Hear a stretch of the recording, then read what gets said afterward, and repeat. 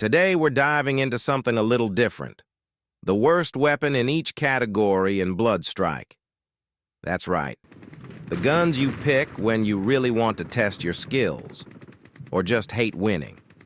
Let's kick things off with assault rifles. And no surprise here, the VSS takes the crown.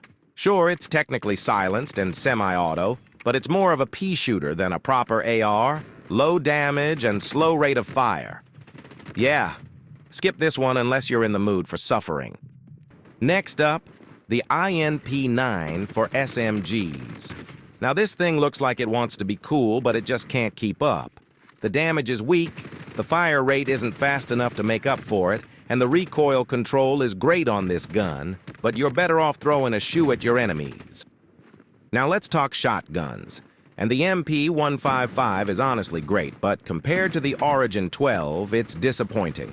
For a weapon that should dominate in close quarters, this thing has inconsistent damage, and it reloads like it's taking a coffee break.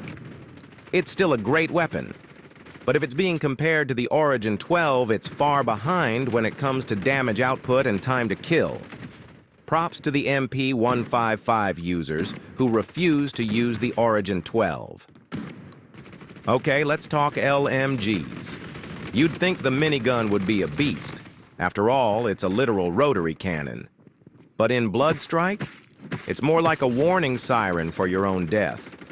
The spin-up time before it starts firing is so long, you'll get outgunned by literally anything. Pistols, even knives. And when it does start firing, the recoil turns your aim into a weather forecast, all over the map. Sure, the bullet count is impressive, but what's the point if half of them end up in the ceiling or the dirt? It's like trying to paint a masterpiece with a fire hose. Great for suppressing fire, terrible for actual combat.